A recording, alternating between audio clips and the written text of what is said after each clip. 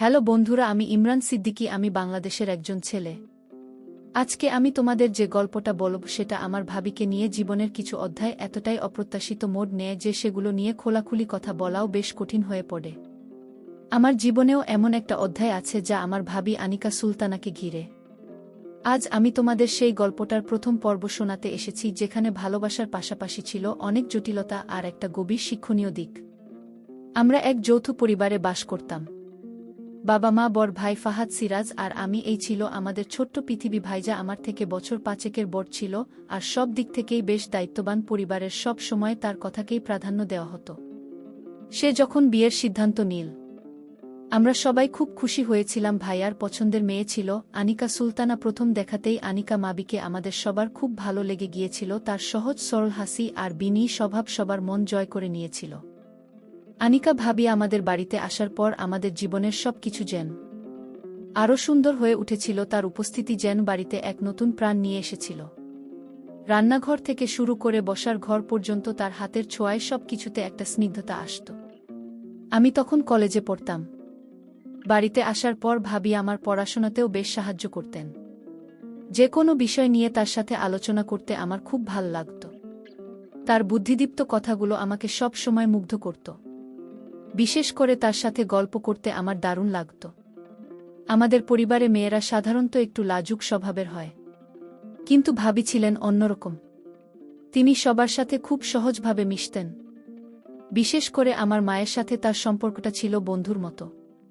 মা ও ভাবিকে নিজের মেয়ের মতোই দেখতেন। ভাইজাও ভাবিকে খুব ভালোবাসত। তাদের দুজনের বোঝাপড়াটা ছিল অসাধারণ।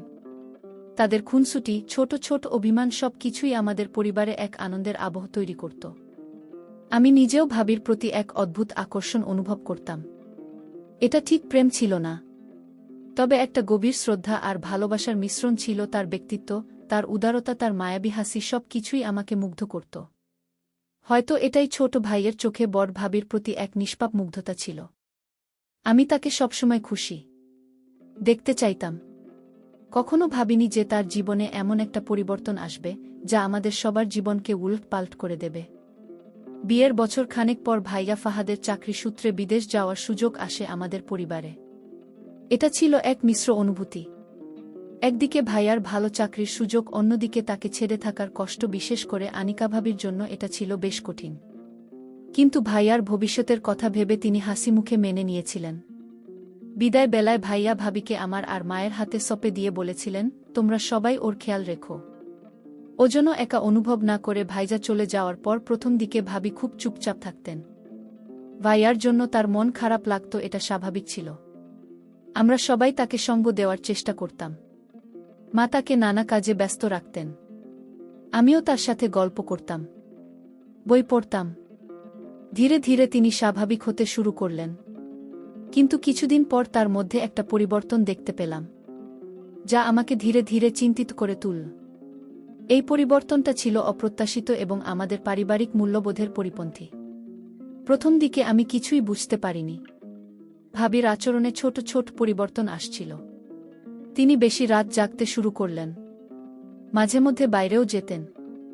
আমরা প্রথমে মনে করেছিলাম হয়তো ভাইজা কাছে নেই বলে তিনি একটু স্বাধীনতা অনুভব করছেন। কিন্তু ধীরে ধীরে সেই পরিবর্তনগুলো উদ্বেগজনক হয়ে উঠল। আমার মনে এক অজানা ভয় বাসা মানতে শুরু করল। কি এমন ঘুরছিল যা আমাদের অজান্তেই আমাদের পরিবারের শান্তি বিঘ্নিত করছিল? আমি সেদিনও ভাবিনি যে এই পরিবর্তনের পেছনে লুকিয়ে আছে এক গভীর সমস্যা, যা আমাদের পরিবারকে এক কঠিন পরিস্থিতির মুখোমুখি দাঁড় করাবে। প্রথম দিকে আমি ভাবির পরিবর্তনগুলো খেয়াল করিনি কিংবা হয়তো গুরুত্ব দিইনি। ভাবতাম ভাইয়া দূরে থাকায় তার মন খারাপ, কিন্তু দিনে দিনে তার আচরণে এমন কিছু বিষয়ে স্পষ্ট হতে লাগল যা আমার কাছে অস্বাভাবিক মনে হচ্ছিল। ভাবি আগের মতো মা আর আমার সাথে সময় দিতেন না, বরং তার বেশিরভাগ সময় ফোনে কথা বলে বা বাইরে গিয়ে। তিনি প্রায়ই বলতেন তার বান্ধবীদের সাথে দেখা করতে যাচ্ছেন, কিন্তু তার আচরণে কেমন যেন একটা লুকোছাপার ভাব ছিল। মাও প্রথমে ব্যথাটা তেমন পাত্তা দেননি। তিনি ভাবতেন ভাইজা বিদেশে থাকায় ভাবি হয়তো একঘেয়েমি কাটাতে বাইরে যাচ্ছেন। কিন্তু ধীরে ধীরে মাও চিন্তিত হতে লাগলেন। তিনি আমাকে বলতেন, ইমরান, তোর ভাবি আজকাল বড্ড অন্যরকম হয়ে গেছে, আগে তো এমন ছিল না। মায়ের কথায় আমার দুশ্চিন্তা আরও বেড়ে গেল। আমি ভাবছিলাম কি এমন হতে পারে যে ভাবি আমাদের থেকে দূরে সরে যাচ্ছেন, তার সাথে কথা বলার চেষ্টা করতাম। কিন্তু তিনি সবসময় এড়িয়ে যেতেন। একদিন রাতে আমি ঘুমানোর চেষ্টা করছিলাম। হঠাৎ করেই ভাবির ঘরের দিক থেকে ফিসফিস করে কথা বলার আওয়াজ শুনতে পেলাম। প্রথমেই ভেবেছিলাম হয়তো তিনি মায়ের সাথে কথা বলছেন। কিন্তু কান পাতেই বুঝতে পারলাম কণ্ঠস্বরটা পরিচিত নয়। আর কথা বলার ধরনটাও কেমন যেন অস্বাভাবিক। আমার বুকে ধুকপুকানি শুরু হয়ে গেল। এত রাতে কে হতে পারে? আমি আস্তে করে দরজার কাছে গেলাম, কিন্তু তার আগেই আওয়াজ থেমে গেল। পরদিন সকালে জিজ্ঞাসা করলেও ভাবি কিছু বলতে চাইলেন না। এই ঘটনার পর আমি আরও সতর্ক হলাম। লক্ষ্য করলাম ভাবি প্রায় রাতে কথা বলেন। কণ্ঠস্বর বেশ নিচু রাখতেন, যেন কেউ শুনতে না পায়। আমার সন্দেহ আরও গভীর হলো। আমি ভাবতাম ভাবি কেন এমন করছেন? তিনি কি কোনো সমস্যায় পড়েছেন নাকি অন্য কিছু? মনের মধ্যে হাজারো প্রশ্ন ঘুরপাক খাচ্ছিল, কিন্তু কোনো উত্তর পাচ্ছিলাম না। আমি বুঝতে পারছিলাম না কিভাবে এই বিষয়ে ভাবির সাথে সরাসরি কথা বলবো। একদিন দুপুরে আমি বাড়ি ফিরে দেখি ভাবিনি। মা বললেন তিনি তার বান্ধবীর বাড়িতে গেছেন। কিন্তু সেদিনই বিকেলে আমি তাকে আমাদের এলাকার এক ছেলেদের আড্ডায় দেখলাম। সেখানে কিছু ছেলে ছিল যাদের সম্পর্কে বাজারে ভালো কথা শোনা যেত না। তারা মাদকের সাথে জড়িত ছিল বলে গুঞ্জন ছিল। ভাবিকে দেখে আমি স্তম্ভিত হয়ে গেলাম। তিনি তাদের সাথে বসে হাসাহাসি করছেন, গল্প করছেন। আমার শরীর হিম হয়ে গেল। এ কি দেখছি আমি? আমার ভাবি কিনা এমন ছেলেদের সাথে মেলামেশা করছেন। আমি সেদিন তাদের সামনে যেতে পারিনি। নির্বেশ সেখান থেকে ফিরে এলাম। বাড়ি ফিরে আমার মাথায় হাজারো চিন্তা ঘুরপাক খাচ্ছিল। আমি কিছুতেই বিশ্বাস করতে পারছিলাম না যে আমার শান্ত ভদ্র ভাবি এমন খারাপ ছেলেদের সাথে মিশতে পারেন। এই ঘটনাটা আমাকে ভীষণভাবে ধাক্কা দিল। আমি ভাবলাম ভাইয়া যখন জানবে তখন তার কেমন লাগবে? আমাদের পরিবারের সম্মান ধুলায় মিশে যাবে। আমার মনে হলো এখনই কিছু করা উচিত, নইলে অনেক দেরি হয়ে যাবে। পরের দিন থেকে আমি ভাবিকে অনুসরণ করা শুরু করলাম। দেখলাম তিনি প্রায় প্রতিদিনই তাদের সাথে দেখা করেন। তাদের সাথে অনেক সময় কাটান। তাদের হাসি তামাশা দেখে আমার খুব রাগ হতো। আমার মাথায় আসছিল না কেন ভাবি এমন করছেন। ভাইজা তো তাকে এত ভালোবাসে, তার তো কোনো অভাব নেই। তাহলে কেন তিনি এমন একটা ভুল পথে পা বাড়াচ্ছেন? আমি প্রতিজ্ঞা করলাম এই পরিস্থিতি থেকে ভাবিকে বের করে আনবই। আমাদের পরিবারের সম্মান রক্ষা করতেই হবে। তবে আমি সরাসরি ভাবিকে কিছু বলতে পারছিলাম না। ভয় পাচ্ছিলাম যদি তিনি আরও বেশি দূরে সরে যান। কিন্তু আমার ভেতরে এক অদ্ভুত জেদ কাজ করছিল। আমি ভাবিকে ভালো পথে ফিরিয়ে আনার জন্য যে কোনো কিছু করতে প্রস্তুত ছিলাম। এই পরিস্থিতিতে আমি কি করব, কিভাবে তাকে বোঝাব, তা নিয়ে কোনো পথ খুঁজে পাচ্ছিলাম না। কিন্তু একটা বিষয় পরিষ্কার ছিল, চুপ করে বসে থাকলে চলবে না। আমাকে কিছু একটা করতে হবে, নইলে এই পরিস্থিতি হয়তো আরও ভয়াবহ। আমার মনের মধ্যে তখনও ঝড় বইছিল। একদিকে পরিবারের সম্মান হারানোর ভয়, অন্যদিকে ভাবির প্রতি সেই অদ্ভুত মুগ্ধতা। আমি বুঝতে পারছিলাম না কিভাবে ভাবিকে এই অন্ধকার পথ থেকে ফিরিয়ে আনব। সরাসরি কিছু বলতে গেলে যদি পরিস্থিতি আরও খারাপ হয়, এই ভয়ে গুটিয়েছিলাম। কিন্তু চুপ করে বসে থাকাটা অসম্ভব ছিল। প্রতিদিন যখন দেখতাম ভাবি সেই খারাপ ছেলেদের সাথে মিশছেন, আমার বুকের ভেতরটা যেন দুমড়ে মুচড়ে যেত। আমার মাও ভাবির আচরণে বেশ চিন্তিত ছিলেন। তিনি আমাকে প্রায় বলতেন, ইমরান তোর ভাবি আজকাল কি করছে? আমি কিছুই বুঝতে পারছি না, ওর যেন কেমন মতিভ্রম হয়েছে। তোর ভাইজা শুনলে কি ভাববে? মায়েরই কথাগুলো আমার উপর আরও চাপ সৃষ্টি করত। আমি জানতাম ভাইজা এই খবর পেলে কতটা কষ্ট পাবে। সে যে স্বপ্ন নিয়ে বিদেশ গিয়েছিল সেটা এক নিমিষেই ভেঙে যাবে। আমি সিদ্ধান্ত নিলাম ভাবির সাথে সরাসরি কথা বলবো, কিন্তু কিভাবে শুরু করব সেটাই বুঝতে পারছিলাম না। একদিন ভাবি যখন বাড়িতে একা ছিলেন তখন আমি তার কাছে গেলাম। আমার বুক দুরুদুরু করছিল। অনেক সাহস সঞ্চয় করে বললাম, ভাবি আপনার সাথে কিছু কথা বলতে চাই। ভাবি অবাক হয়ে আমার দিকে তাকালেন। হয়তো তিনি ভাবেননি যে আমি এমন কিছু বলবো। তার চোখে এক ধরনের অবিশ্বাস দেখতে পেলাম। আমি খুব শান্তভাবে তাকে বললাম, ভাবি আমি জানি আপনি আজকাল কাদের সাথে মিশছেন, এটা আমাদের পরিবারের জন্য ভালো না। আমার কথা শুনে ভাবির মুখটা ফ্যাকাশে হয়ে গেল। তিনি প্রথমে অস্বীকার করতে চাইলেন, কিন্তু তার চোখ দেখে আমি বুঝতে পারছিলাম যে তিনি মিথ্যা বলছেন। আমি তাকে বোঝালাম যে আমি তার ভালো চাই এবং এই কাজগুলো আমাদের পরিবারের সম্মান নষ্ট করছে। আমার কথা শুনে ভাবি রেগে গেলেন। তিনি বললেন, তুমি আমার বিষয়ে নাক গলাচ্ছ কেন? আমি কি করছি না করছি সেটা আমার ব্যাপার। তার এমন প্রতিক্রিয়ায় আমি কিছুটা হতাশ হলেও হাল ছাড়েনি। আমি তাকে বারবার বোঝানোর চেষ্টা করলাম যে পথটা ভুল এবং এর পরিণতি খুব খারাপ হতে পারে। কিন্তু তিনি আমার কোনো কথাই শুনতে চাইলেন না। উল্টো আমাকে এই উল্টাপাল্টা কথা শোনালেন। ভাবির আচরণ আমাকে আরও বেশি চিন্তিত করে তুলল। আমি বুঝতে পারছিলাম তাকে বোঝানো এত সহজ হবে না। কিন্তু আমি হাল ছাড়তে রাজি ছিলাম না। আমি প্রতিজ্ঞা করেছিলাম ভাবিকে ভালো পথে ফিরিয়ে আনবি। এর জন্য আমাকে যা করার দরকার তাই করব। আমি জানতাম কাজটা সহজ হবে না।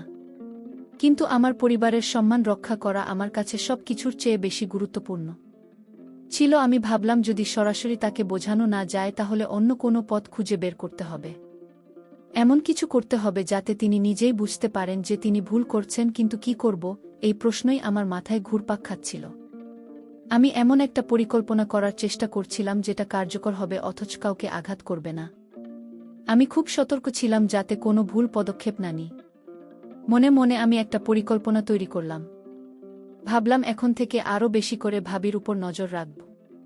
তার প্রতীকী পদক্ষেপ লক্ষ্য করব এবং এমন একটা পরিস্থিতি তৈরি করব যেখানে তিনি নিজেই তার ভুলগুলো বুঝতে বাধ্য হবেন। এটা একটা কঠিন চ্যালেঞ্জ ছিল। কিন্তু আমি জানতাম আমার পরিবারের ভবিষ্যতের জন্য আমাকে এই ঝুঁকিটা নিতেই হবে। আর আমি সেই চ্যালেঞ্জটা গ্রহণ করার জন্য প্রস্তুত ছিলাম। আমার পরিকল্পনা অনুযায়ী আমি ভাবির গতিবিধি আরও নিবিড়ভাবে পর্যবেক্ষণ করতে শুরু করলাম। লক্ষ্য করলাম সেই খারাপ ছেলেরা শুধু আড্ডাবাজিতেই সীমাবদ্ধ ছিল না। তারা বিভিন্ন অসামাজিক কাজকর্মের সাথেও জড়িত ছিল। মাদক থেকে শুরু করে নানা অবৈধ কাজকর্মে তাদের নাম শোনা যেত। আমার ভয় আরও বেড়ে গেল। ভাবি যদি এদের সাথে আরও বেশি জড়িয়ে পড়েন তাহলে আমাদের পরিবারের কি হবে, এই চিন্তা আমাকে সারাক্ষণ কুরে কুরে খাচ্ছিল। আমি সরাসরি কিছু না বলে ভাবিকে পরোক্ষভাবে বোঝানোর চেষ্টা করতে লাগলাম। যখনই তিনি ফোন নিয়ে ব্যস্ত থাকতেন, আমি তার আশপাশে এমনভাবে ঘোরাঘুরি করতাম যেন তিনি অস্বস্তি বোধ করেন। মাঝে মাঝে আমি এমন কিছু ইঙ্গিতপূর্ণ কথা বলতাম যা শুনে তার মনে হতে পারে যে আমি সব জানি। যেমন, ভাবি আজকাল চারিদিকে পরিবেশটা ভালো না, সাবধানে চলাফেরা করা উচিত বা খারাপ সঙ্গ মানুষকে বিপদে ফেলে দেয়। আমার এই কৌশলগুলো প্রথমে তেমন কাজ দিল না। ভাবি আমার কথা শুনতেন বটে, কিন্তু তার আচরণে কোনো পরিবর্তন আসত না। তিনি আগের মতোই সেই ছেলেগুলোর সাথে মিশে চলতেন। এতে আমার হতাশা বাড়ছিল। মনে হচ্ছিল হয়তো আমি ভুল পথে এগোচ্ছি। কিন্তু আমি হাল ছাড়তে রাজি ছিলাম না। আমি জানতাম ভাইয়ার অনুপস্থিতিতে এই পরিবারকে রক্ষা করার দায়িত্ব আমারও। একদিন মা ভাবিকে নিয়ে তার এক আত্মীয়ের বাড়িতে বেড়াতে গেলেন। আমি সেই সুযোগে ভাবির ঘরে ঢুকলাম। আমার উদ্দেশ্য ছিল যদি কোনো প্রমাণ খুঁজে পাই। অনেক খোঁজাখুঁজির পর তার আলমারির ভেতর একটি ছোট ডায়েরি পেলাম। প্রথমে ইতস্তত করছিলাম এটা খুলতে, কিন্তু পরিবারের সম্মান রক্ষার চিন্তায় সব দ্বিধা ছেড়ে ফেললাম। ডায়েরিটা খুলতেই আমার চোখ কপালে উঠল। ডায়েরিতে সেই ছেলেগুলোর নাম এবং তাদের সাথে কখন কোথায় দেখা করেছেন সব লেখা ছিল। আরও কিছু কথা লেখা ছিল যা পড়লে যে কোনো সাধারণ মানুষ বুঝত যে ভাবি সত্যিই বিপথে যাচ্ছেন। তিনি তাদের সাথে বিভিন্ন স্থানে ঘুরতে যেতেন এবং নানা রকম কাজের সাথেও জড়িয়ে পড়ছিলেন। আমি স্তম্ভিত হয়ে গেলাম। আমার ধারণা যাচ্ছিল তার থেকেও পরিস্থিতি অনেক বেশি খারাপ। ডায়েরিটা পড়ে আমার মাথা কাজ করা বন্ধ হয়ে গেল। আমি বিশ্বাস করতে পারছিলাম না যে আমার এই শান্ত ভদ্রভাবেই এত দূর এগিয়ে গেছেন। আমার মনটা ঘৃণায় ভরে গেল, কিন্তু তার থেকেও বেশি কষ্ট হচ্ছিল ভাইয়ার জন্য। ভাইয়া এত কষ্ট করে বিদেশে টাকা পাঠাচ্ছেন, আর এদিকে তার স্ত্রী কিনা এমন সব কাজ করছেন। আমি তখনই সিদ্ধান্ত নিলাম, এবার আর পরোক্ষভাবে নয়, সরাসরি পদক্ষেপ নিতে হবে। ডায়েরিটা ফেরত দিয়ে আমি নিজের ঘরে এলাম। এরপর সারা রাত জেগে ভাবলাম কি করা উচিত। আমি জানতাম এই ডায়েরিটা যদি মা বা ভাইয়া জানতে পারে তাহলে তাদের কষ্ট আকাশচুম্বী হবে। ভাবির জীবনও শেষ হয়ে যাবে। তাই আমি এমন কিছু করতে চাইছিলাম যাতে ভাবি নিজেই নিজের ভুল বুঝতে পারেন এবং ফিরে আসতে পারেন, কিন্তু পরিবারের সম্মানও যেন রক্ষা হয়। এই কঠিন পরিস্থিতিতে আমি একাই একটা সমাধানের পথ খুঁজছিলাম। ডায়েরিটা পড়ার পর আমার মনের অবস্থা ছিল খুবই খারাপ। একদিকে ভয়, অন্যদিকে দায়িত্ববোধ আমাকে তাড়া করছিল। আমি ভাবিকে কোনোভাবে শাস্তি দিতে চাইছিলাম না, বরং তাকেই ভুল পথ থেকে ফিরিয়ে আনতে চাইছিলাম। কিন্তু কিভাবে? ভাবির সাথে সরাসরি কথা বলে কোনো লাভ হয়নি, তাহলে কি করব?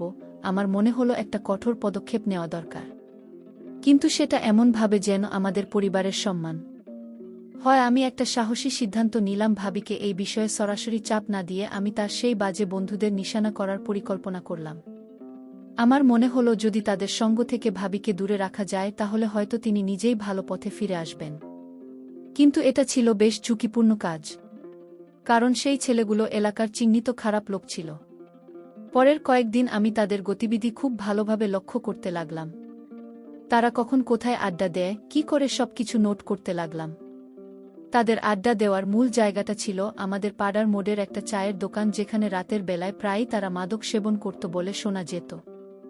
আমার মনে হলো এখানে কিছু একটা করতে হবে। একদিন রাতে যখন তারা সবাই মিলে আড্ডা দিচ্ছিল এবং আমি নিশ্চিত ছিলাম যে তারা মাদক সেবন করছে, তখন আমি গোপনে পুলিশকে খবর দিলাম। কিন্তু সরাসরি নিজেদের পরিচয় না দিয়ে একজন সচেতন নাগরিক হিসেবে তথ্য দিলাম। পুলিশকে বললাম পাড়ার মোড়ে কিছু ছেলে মাদক সেবন করছে এবং তাদের কারণে এলাকার পরিবেশ নষ্ট হচ্ছে। আমি জানতাম এতে হয়তো ভাবি সাময়িকভাবে রেগে যাবেন, কিন্তু দীর্ঘমেয়াদী এটাই তার জন্য ভালো হবে। পুলিশ এসে তাদের হাতে নাতে ধরে ফেল। এলাকার মানুষজনও অবাক হয়ে দেখল এই ঘটনা। পুলিশের অভিযানে চাঞ্চল্য সৃষ্টি হল। আমি আড়াল থেকে সব দেখছিলাম। আমার বুকের ভেতরটা ধড়ফড় করছিল, কিন্তু আমি জানতাম এটাই সঠিক কাজ ছিল। সেই ছেলেগুলোকে যখন পুলিশ নিয়ে যাচ্ছিল তখন তাদের মধ্যে কয়েকজন বলতে লাগল যে তারা আর কখনো এমন ভুল করবে না। পরের দিন সকালে এলাকার সবার মুখে মুখে এই খবর ছড়িয়ে পড়ল। ভাবিও সব জানতে পারলেন। তিনি খুব ঘাবড়ে গেলেন এবং ভয় পেয়ে গেলেন। তার মুখ দেখে আমি বুঝতে পারছিলাম তিনি কতটা ভীত। তিনি হয়তো ভাবেননি যে এমন কিছু হতে পারে। তার চোখে আমি এক ধরনের অনুশোচনাও দেখতে পেলাম। তিনি সেদিন সারাদিন ঘরের বাইরে গেলেন না, ফোনে কথাও বললেন না। আমার মনে হচ্ছিল আমার এই পদক্ষেপ হয়তো কাজ করছে। আমি জানতাম না এরপর কি হবে। ভাবি কি আমার উপর রেগে যাবেন নাকি তিনি নিজের ভুল বুঝতে পারবেন। কিন্তু আমি একটা বিষয় নিশ্চিত ছিলাম, আপাতত সেই খারাপ সঙ্গ থেকে তিনি দূরে আছেন। আমার মনে এক অদ্ভুত মিশ্র অনুভূতি ছিল, একদিকে স্বস্তি, অন্যদিকে ভয়। যদি তিনি আমাকে ভুল বোঝেন, কিন্তু আমি আমার সিদ্ধান্তে অটল ছিলাম, কারণ পরিবারের সম্মান রক্ষা করা আমার কাছে ছিল সবার উপরে। পুলিশের অভিযানের পরদিন বাড়িতে একটা অদ্ভুত নীরবতা নেমে এসেছিল। মা সব শুনে খুব বিচলিত হয়ে পড়েছিলেন, কিন্তু তিনি জানতেন না এর পেছনে আমার হাত আছে। ভাবি সেদিন সারাদিন নিজেকে ঘরের মধ্যে আটকে রেখেছিলেন। আমি তার ঘরে গিয়ে দেখি তিনি চুপচাপ বিছানায় বসে আছেন, চোখমুখ ফোলা। আমার কষ্ট হচ্ছিল তার এমন অবস্থা দেখে, কিন্তু আমি জানতাম এই কষ্ট সাময়িক। এর মধ্য দিয়েই তিনি ভালো পথে ফিরবেন। আমি ভাবির পাশে বসলাম, খুব নরম সুরে বললাম, ভাবি আমি জানি আপনি খুব মন খারাপ করে আছেন, কিন্তু কখনো কি ভেবে দেখেছেন এই পথে যদি আপনি আরও জড়িয়ে যেতেন তাহলে আপনার জীবনটা কোথায় গিয়ে দাঁড়াত। ভাইজা যখন জানতে পারত তার কেমন লাগত, আর আমাদের পরিবারের সম্মানের কি হতো। আমার কথায় ভাবি কোনো উত্তর দিলেন না, শুধু ফোঁস করে একটা দীর্ঘশ্বাস ফেললেন। তারপর আমি তাকে ডায়েরির কথা বললাম। তিনি যে সবকিছু লুকানোর চেষ্টা করছিলেন সেটাও আমি জানতাম। আমার কথা শুনে তিনি চমকে উঠলেন, তার চোখে অপরাধবোধ স্পষ্ট দেখা যাচ্ছিল। তিনি মাথা নিচু করে বললেন, আমি জানি ইমরান, আমি অনেক বড় ভুল করেছি, কিন্তু আমি নিজেকে বোঝাতে পারছিলাম না। ফাহাদ ভাইয়া বিদেশে চলে যাওয়ার পর আমার খুব একা লাগতো, আর ওই ছেলেগুলো আমার দুর্বলতার সুযোগ নিয়েছিল। ভাবির কথায় আমার মনটা আরও নরম হয়ে গেল। আমি তাকে বললাম, একা লাগাটা স্বাভাবিকভাবেই, কিন্তু তাই বলে এমন ভুল পথে পা বাড়ানো ঠিক নয়। আমরা তো সবাই আছি, আপনার পাশে মা আছেন, আমি আছি, ভাইজাও তো আপনার জন্য এত কষ্ট করছে। আমি তাকে বোঝানোর চেষ্টা করলাম যে পরিবারের সদস্য হিসেবে আমরা সবসময় তার পাশে আছি এবং তাকে কোনো ভুল পথে যেতে দেব না। ভাবি সেদিন অনেক কেঁদেছিলেন। তার চোখে ছিল অনুশোচনা আর মুক্তির এক অদ্ভুত মিশ্রণ। তিনি বললেন, ইমরান তুমি যা করেছ ঠিক করেছ, হয়তো এভাবেই আমার শিক্ষা হওয়া উচিত ছিল। আমি প্রতিজ্ঞা করছি আর কোনোদিন আমি এমন ভুল করব না। আমাকে ক্ষমা করে দিও। তার কথা শুনে আমার মনটা শান্ত হলো, মনে হলো আমার এতদিনের চেষ্টা সার্থক হয়েছে। আমি ভাবিকে আশ্বস্ত করলাম যে আমরা কেউ তাকে ভুল বুঝব না। মাকেও আমি বুঝিয়ে বললাম যে ভাবিটার ভুল বুঝতে পেরেছেন। মা ও ভাবিকে ক্ষমা করে দিলেন। এরপর থেকে ভাবি ধীরে ধীরে আবার আগের মতো হয়ে উঠলেন। তিনি আবার মায়ের সাথে গল্প করতেন, আমার পড়াশোনায় সাহায্য করতেন। সেই হাসি খুশি আনিকা ভাবিকে আমরা ফিরে পেলাম। এই ঘটনা আমাদের পরিবারে একটা বড় ঝড় হয়ে এসেছিল। কিন্তু এই ঝড় আমাদের সম্পর্ককে আরও মজবুত করে তুলল ভাবি। এখন সেই খারাপ সঙ্গ থেকে পুরোপুরি মুক্ত। তিনি এখন তার অতীতের ভুলগুলোকে শুধরে নিতে ব্যস্ত। আর আমি এখনও তার প্রতি সেই মুগ্ধতা অনুভব করি। তবে এখন সেটা আরও গভীর শ্রদ্ধা আর ভালোবাসায় রূপান্তরিত হয়েছে। আমি জানি এই ঘটনার পর আমাদের পরিবার আরও দৃঢ় হয়েছে। ভাবির ফিরে আসার পর আমাদের বাড়িতে যেন স্বস্তি ফিরে এসেছিল, সেই চাপা টেনশন, উদ্বেগ সব দূর হয়ে গিয়েছিল। মাও খুব খুশি ছিলেন। তিনি প্রায়ই বলতেন, আমার রানিকা আবার আগের মতো হয়ে গেছে। ভাবি নিজেও এখন অনেক শান্ত আর হাসি খুশি থাকতেন। তিনি আবারও আমাদের পরিবারের সব কাজে মন দিলেন। মায়ের সাথে রান্নাঘরে সময় দিতেন। আর আমার পড়াশোনাতেও আগের মতোই সাহায্য করতেন। তার চোখে এখন আর সেই অস্থিরতা ছিল না, ছিল এক ধরনের শান্তি। আমি খেয়াল করলাম ভাবি এখন ফোনেও কম কথা বলেন। যদি কারো সাথে কথা বলেনও সেটা মায়ের উপস্থিতিতে বা আমার সামনে, সেই লুকিয়ে কথা বলা, রাত জাগা এসবার ছিল না। তিনি এখন বিকেলে আর বাইরেও যেতেন না, বরং বাড়িতেই থাকতেন, বই পড়তেন বা আমাদের সাথে টিভি দেখতেন। তারই পরিবর্তনটা সত্যিই অসাধারণ ছিল। মনে হচ্ছিল তিনি যেন নতুন করে জীবন শুরু করেছেন। আমি একদিন ভাবিকে জিজ্ঞাসা করলাম, ভাবি এখন আপনার কেমন লাগছে? তিনি হেসে বললেন, অনেক ভালো লাগছে ইমরান, মনে হচ্ছে যেন একটা গভীর কর্তব্য থেকে মুক্তি পেয়েছি। তোমার জন্য এটা সম্ভব হয়েছে। তুমি সেদিন যদি ওই কাজটা না করতে তাহলে হয়তো আমি আরও গভীরে তলিয়ে দিতাম। তার এই কৃতজ্ঞতা আমাকে আরও আনন্দ দিল। আমি তাকে বললাম, ভাবি আমরা তো পরিবারের সদস্য হিসেবে আমরা সবসময় একে অপরের পাশে থাকব। ভাইয়াকেও আমরা এই বিষয়ে কিছু জানাইনি। আমরা ভেবেছিলাম ভাইয়াকে জানালে সে হয়তো কষ্ট পাবে এবং তার উপর চাপ বাড়বে। আমরা চেয়েছিলাম সে নিশ্চিন্তে তার কাজ করুক।